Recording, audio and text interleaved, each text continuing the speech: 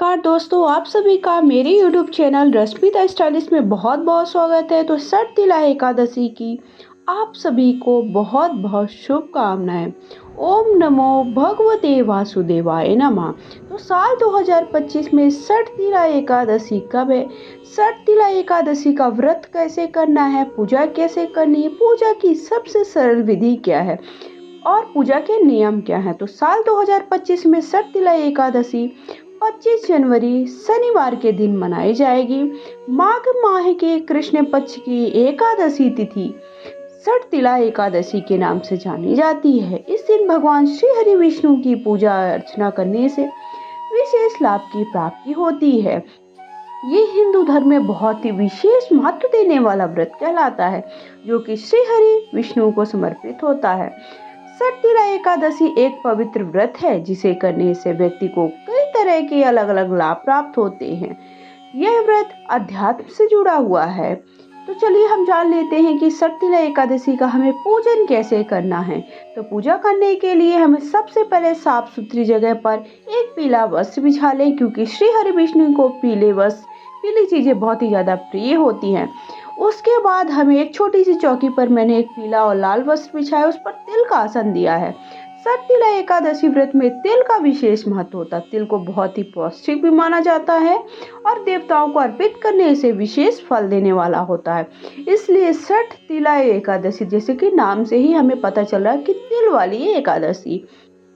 षटतिला एकादशी के दिन भगवान श्री हरि की पूजा करने से आपकी सारी मनोकामनाएं भगवान श्री हरि विष्णु पूर्ण करते हैं। तो तिल का आसन देकर मैंने श्री हरि विष्णु का जो भी आपके पास स्वरूप है वो आप फोटो या तस्वीर रख लीजिए। मूर्ति है तो मूर्ति को आप स्नान अवश्य कराएं। तो आप उनका स्नान करा करके उसके बाद उन्हें विराजमान करें। अगर आपके पास लड्डू गोपाल है तो आप उन्हें भी पूजा में विराजमान कर सकते हैं। उसके बाद मैंने थोड़ा सा तिल का आसन देकर गणेश भगवान को विराजमान कर लिया, दीपक चार्ज दिया है। आज के दिन आप घी का दीपक जलाएं या फिर आप तेल का दीपक जलाएं। उसके बाद एक कलश रख दिया, उस पर शुद्ध जल भर के कन पर मौली लगा दीजिए और आपको क्या करना है, थोड़ा सा तिल उसमें डाल देना है और आपको स्वस्तिक बना देना है। फिर उसके बाद अब हम सभी को स्नान के भाव से शुद्ध जल की छींटे देंगे। थोड़ा सा जल ज्यादा मत दीजिए ताकि आपकी फोटो खराब ना हो। उसके बाद सब हमें श्री हरि विष्णु को चंदन बहुत ही ज्यादा प्रिय होता है, तो हम हरी चंदन जरूर उन्हें लगाएंगे। फिर हल्दी कुमकुम लगा दीजिए। माना जाता है कि षटतिला एकादशी का बहुत ही महत्व होता है। ये सभी व्यक्तियों के जो भी पाप होते हैं उनको नाश करने वाला होता है।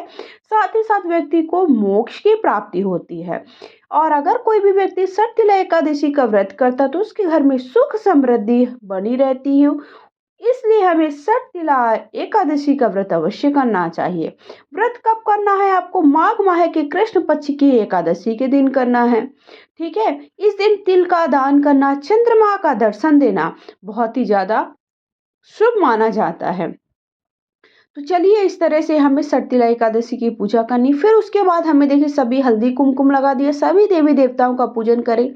सर्वप्रथम गणेश भगवान का पूजन करें, सभी को पुष्प समर्पित कर दें। आपके पास फूलों की माला है या फिर जो भी आपके पास पुष्प है वो पुष्प आप समर्पित कर दिए। अगर आपके पास लाल पुष्प है तो लाल पुष्प आप माता लक्ष्मी को समर्पित कर दीजिए।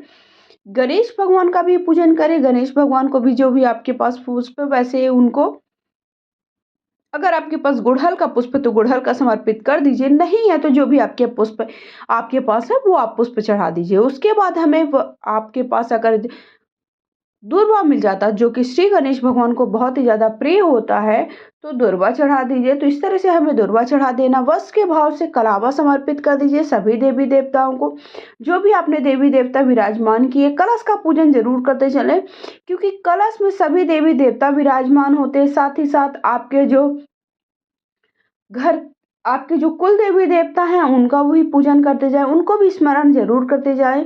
क्योंकि जो हम पूजन करते हैं, अगर हमारे कुल देवी देवता खुश नहीं होते हैं तो हमें पूजा का पूर्ण फल नहीं मिलता। साथ ही साथ हमारे घर की कोई भी पूजा पूर्णतः फलित नहीं होती है। इसलिए हमें अपने कुल देवी देवताओं को भी स्मरण करते जाना है।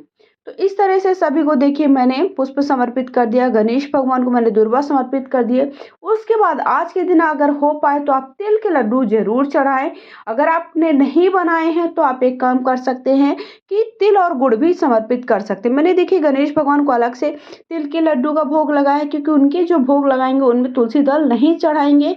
और जो हम श्री हरि विष्णु को जो भी भोग प्रसाद एकादशी के दिन समर्पित किया जाता है या फिर कभी भी उन्हें कोई भी भोग समर्पित करें, उसमें तुलसी दल जरूर चढ़ाएं। अगर आप तुलसी दल नहीं चढ़ाते हैं तो वो आपकी पूजा स्वीकार नहीं करते हैं।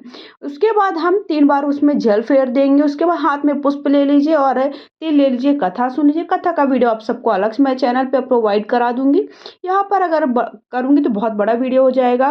तो जो एकादशी की शुरुआत है वो शुक्रवार 24 जनवरी को 7:25 पर होगी। वहीं समापन 25 जनवरी को 8:31 पर होगा। तो इस बार शर्तिला एकादशी हमें 25 तारीख को शनिवार के दिन रखना है।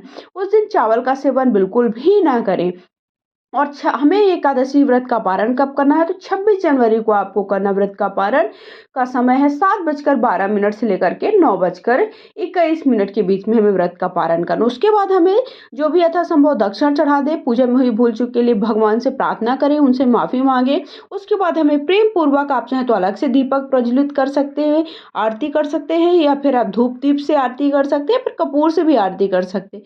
अंत में हमें प्रेम पूर्वक आरती कर लेनी है और भगवान से प्रार्थना करना है कि जो भी पूजा में भूल चूक हुई हो उन्हें माफ करें और हमारी पूजा को स्वीकार करें। तो इस तरह से हमें जो हमने जल रखा है लोटे का, वो आप चंद्र भगवान को अर्घ दे दें या सूर्य भगवान को अर्घ दे दें जब भी आप पूजा करते हैं।